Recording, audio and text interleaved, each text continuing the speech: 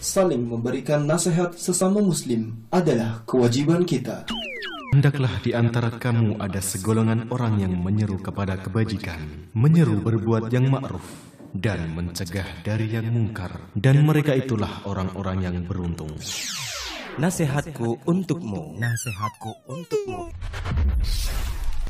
Bismillah, alhamdulillah, wassalatu wassalamu ala rasulillah, amma ba'd. Kita semua tentu sangat berharap agar hujan yang Allah turunkan menjadi rahmat dan bukan azab. Namun, tidak semua harapan bisa menjadi realita. Hujan yang kita harapkan menjadi rahmat, ternyata justru menjadi tentara Allah yang siap menghukum kita. Dan menjadi azab bagi mereka yang durhaka. Hujan, bak pisau bermata dua. Bisa menguntungkan dan sekaligus bisa merugikan.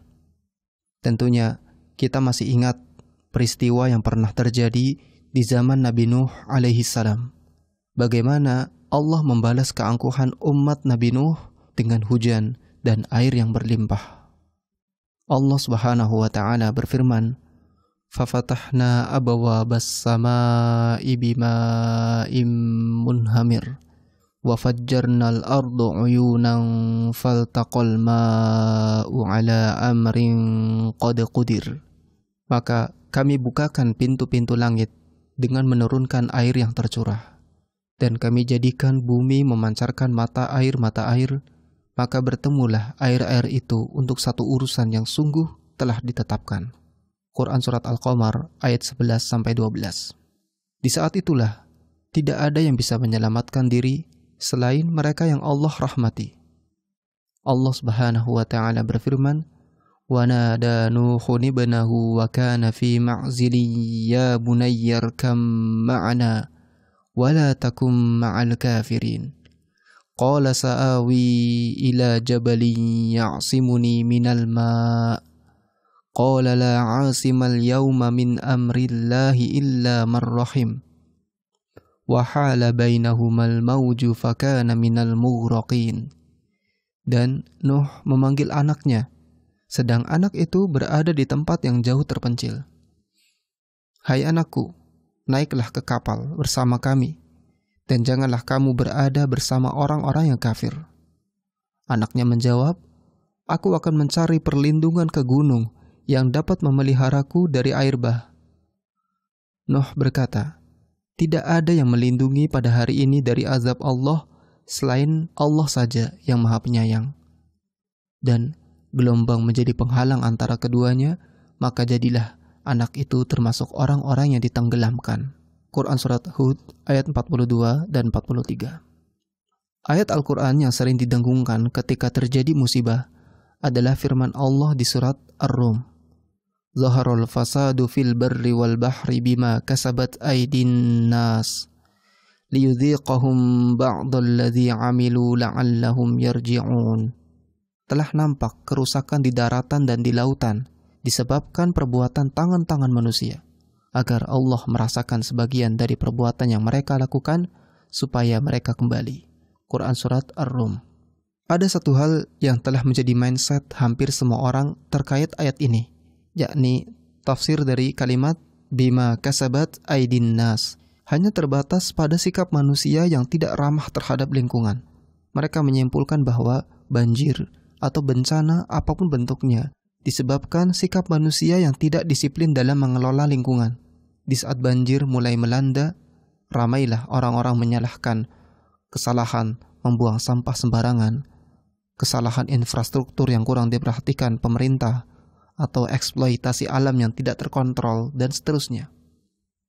Namun, tahukah Anda, ternyata sebab utama banjir atau bencana alam lainnya tidak hanya dalam bentuk lahiriah, sebagaimana anggapan tadi.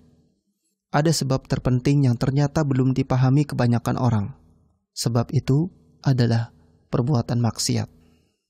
Ya, perbuatan maksiat dan kedurhakaan kepada Allah Sang Pencipta.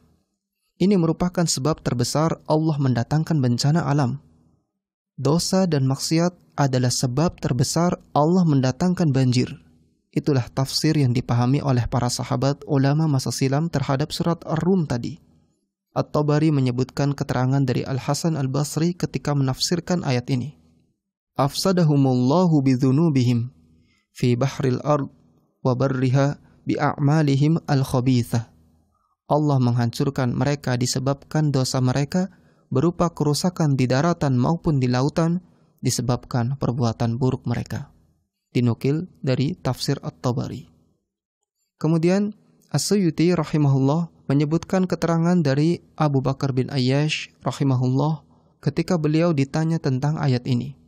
Beliau berkomentar, Innallaha ba'atha Muhammadan ila ahlil ard wa hum fi fasadin fa aslahahumullahu bi Muhammadin sallallahu alaihi wasallam.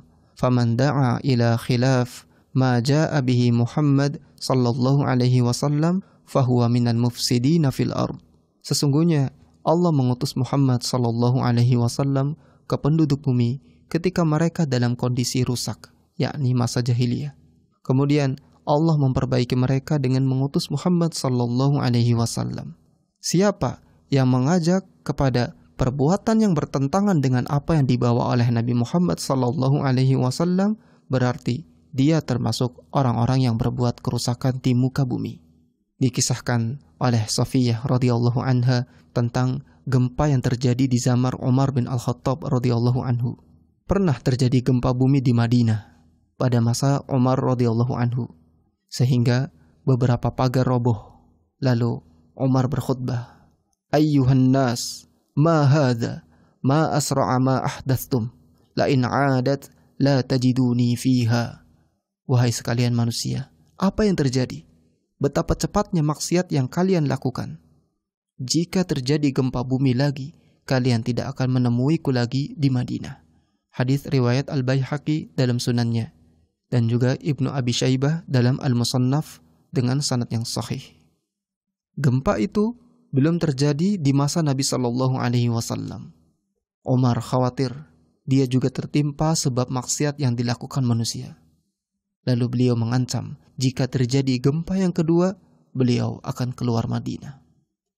Setelah memahami hal ini dan dengan adanya musibah banjir, selayaknya kita berusaha untuk semakin dekat kepada Allah, memohon ampunan kepadanya, seraya berharap agar dia segera melepaskan kaum muslimin dari musibah ini. Qul huwal qadiru ala an yab'atsa 'alaikum 'adzaban min fawqikum aw min tahti arjulikum aw yalbisakum syi'an wa yudhiqa ba'dakum ba'sa ba'd. Unzur kaifa nusarriful ayati la'allahum yafqahun.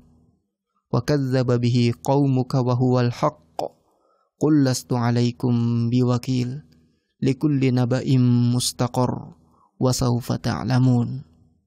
Katakanlah, dialah yang berkuasa untuk mengirimkan azab kepadamu dari atas kamu atau dari bawah kamu, atau dia mencampurkan kamu dalam golongan-golongan yang saling bertentangan dan merasakan kepada sebagian kamu keganasan sebagian yang lain. Perhatikanlah betapa kami mendatangkan tanda-tanda kebesaran kami silih berganti agar mereka memahaminya, dan kaummu mendustakannya, yakni mendustakan azab, padahal azab itu benar adanya.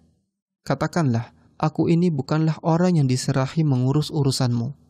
Untuk setiap berita yang dibawa oleh Rasul-Rasul, ada waktu terjadinya, dan kelak kamu akan mengetahui. Allahu a'lam. Sumber konsultasisyariah.com.